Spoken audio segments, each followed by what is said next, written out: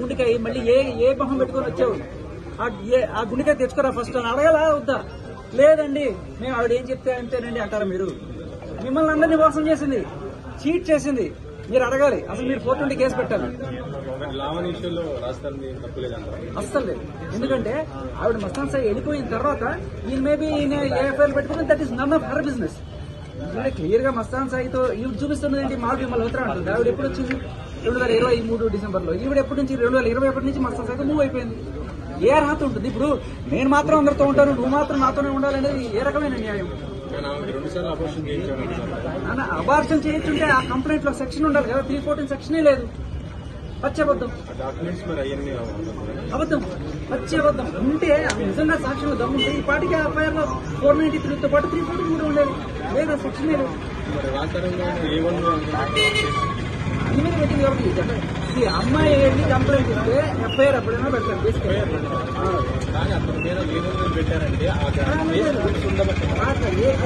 తెలుసుకోవాల్సిందంటే నేను అమ్మాయిని నేను మీ మీద కేసు పెట్టాను అంటే మీరు ఏమన్నా వేస్తారు దాంట్లో. ముగ్గురు మీద కేసు పెట్టాను అనుకోండి, ఈవిడ A2 ఈయన A3 అలా వేస్తారు.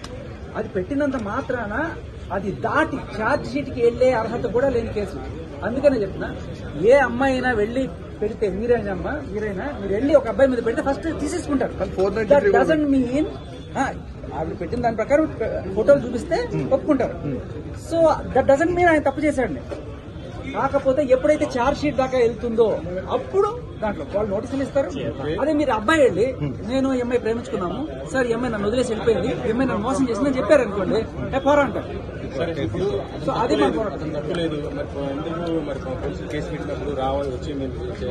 మనది అందరిది తప్పు. రాజ్ తరుణ్కి ఎన్నేళ్లు జైలు శిక్ష పడుతుంది? 10 ఏళ్లు జైలు శిక్ష పడుతుంది. ఆ రాజ్ తరుణ్ ఒక దూతుడు, ఒక కామనుడు చేసేటప్పుడు ఒక్కసారి భయం వేస్తుంది కదా ఎవరికైనా. పిల్లల్ని చంపేస్తారు. అఫీషియల్ గా బయటికి రావచ్చు, పోలీస్ స్టేషన్ కూడా రావచ్చు కదా. ఇవన్నీ నేను కాదు అని చెప్పడానికి మీకు తెలియని విషయం ఏంటంటే రాజ్ తరుణ్ మీడియా తప్పడుతున్నారు కదా, చూపించారని చెప్పేసి.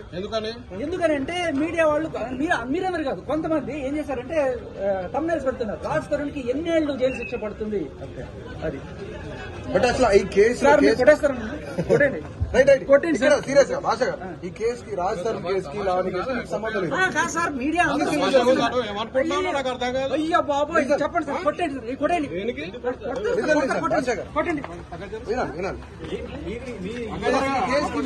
సార్. ఇప్పుడు ఒక కులం వేసుకొని పోలీసులోనే ఏదో ఉంటారు, అన్నిట్లోనే ఉంటారు. మీడియాలో కొంతమంది ఇలాంటి థంబ్నెయిల్స్ పెట్టడం వల్ల మనకి ఆయనకి డ్యామేజ్ జరిగింది. మీడియా అంతా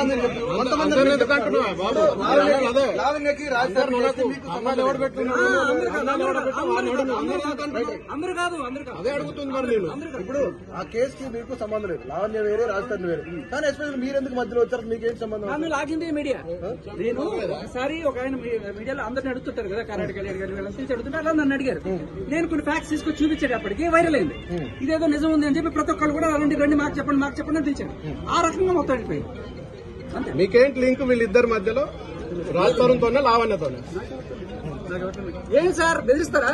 ఎంత మీడియా అయితే మాత్రం మాకే సార్. ఆయన చూపించండి, ఇట్లా చూస్తున్నాడు ఆయన. రౌడీజం సార్, మీడియా అంటే రౌడీజం. అడిగితే రౌడీజం. అయ్యో మీరు అడుగుతున్నారు సార్, పద్ధతిగా అడుగుతున్నారు. ఆయన చూడండి ఎటు చూసాడు. ఏంది నా మీదకి వచ్చిన తర్వాత